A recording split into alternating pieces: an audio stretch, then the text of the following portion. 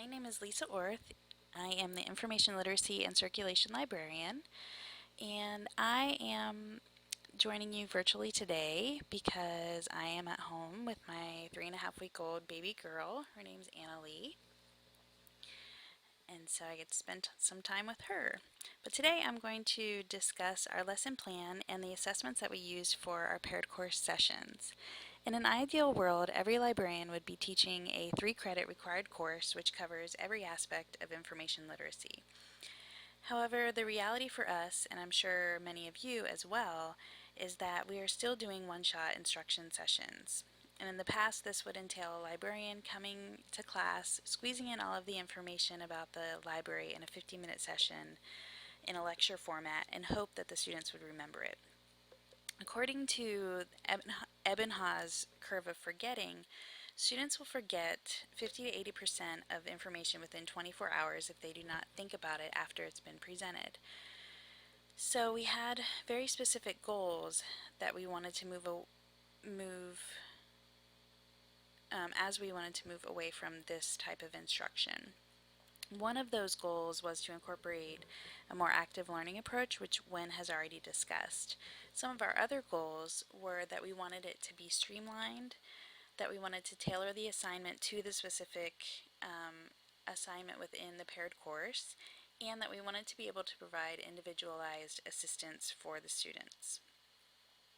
The opportunity to provide instruction in a paired course format now guaranteed that every freshman would receive at least one information literacy instruction session. It was important that this session was streamlined regardless of who was teaching it, so that all of these students would receive the same information. So I created one lesson plan shell that incorporated the main objectives that we wanted the students to learn.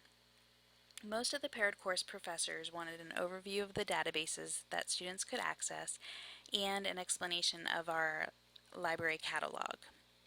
So this was the first portion of the class session.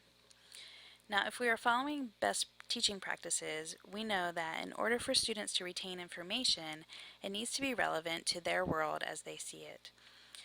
By timing this session to an impending assignment in their class, it's more likely that the students would retain the information. So for my paired course of Aesthetics in Modern World, their session required students to find a painting within a specific historical time period. Now, each librarian had their own assignment that they needed to tailor their session to. You can see the specific assignment requirements and along with the grading rubric on our LibGuide listed on the screen. The second part of class was spent helping students on an individual basis. The instructor goes around the room to help each student with keywords, combinations of search terms, to help them find the best results for their topic. By using proximity, this helps keep students on task. It allows them to see that you really do care about them and that you want them to succeed. It shows that you are available to them and you become familiar to them. And the hope of this is that they will remember how you helped them and be more likely to come and ask for help in the future. And I've actually had several students in my paired course classes come to see me in the following semester to ask for help with assignments in other classes. So that relational aspect is key in developing that relationship.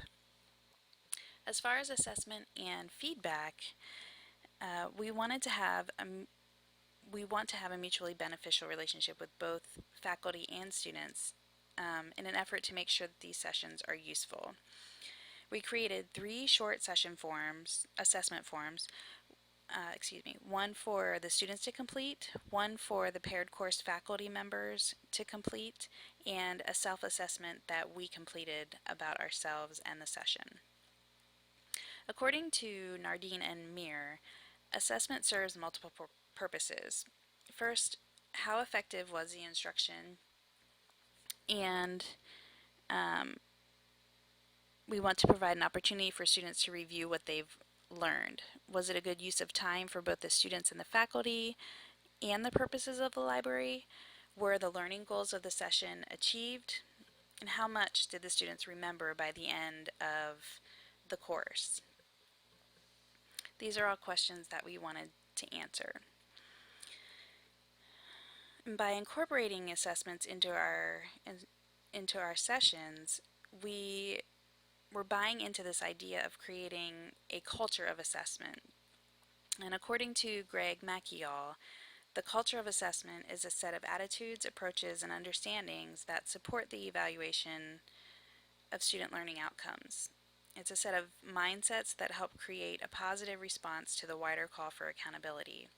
And we as a staff in the library, we're a part of that accountability in the learning community as a whole. And so Maciall, he focuses on 5 mindsets for assessment. Number 1, the assessment needs to live in the ongoing daily work of everyone. Because we're part of this educational community, gone are the days when the library staff could just exist without the relational component.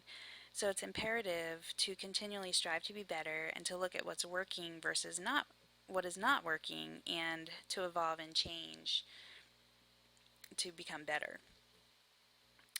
Number 2, assessment skills sets need to be cultivated in more library staff. You'll see that our assessments are short and simplistic in an effort to encourage student and faculty participation. One area that was lacking is gauging whether the students remembered the information by the end of the course, and we did not have a way to work that in our one-shot instruction. Maciall ascertains that further training is needed to focus on data collection and research methods and reporting within the library field as a whole to help improve these skills. His third point is that assessment implies a willingness to change. We need to be honest with ourselves and open to what practices are successful and to change what's not. And also we need to have the flexibility to be willing to try new things and to step out and kind of put ourselves out there and be willing to fail. For me personally, it was out of my comfort zone to participate in some of the activities for NSI and the New Student Institute, but I was willing to commit to the extra activities in order to build those relationships with the students and the faculty outside of the library walls. Number 4, we must align assessment with the institutional goals. We always want to be working towards supporting not only the mission of the library, but also of the university as a whole.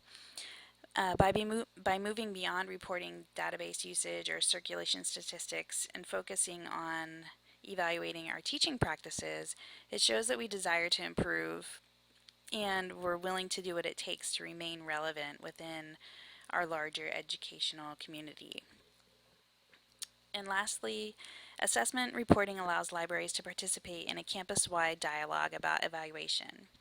We can easily provide evidence of our work and show that we are relevant and effective, and evidence about how we're able to impact student learning, along with the way we are collaborating with faculty if we have this information readily available in a concrete format. And now our fearless leader, Library Director Katie King, is going to discuss the outcomes of the feedback that we received from our students and faculty. Thank you.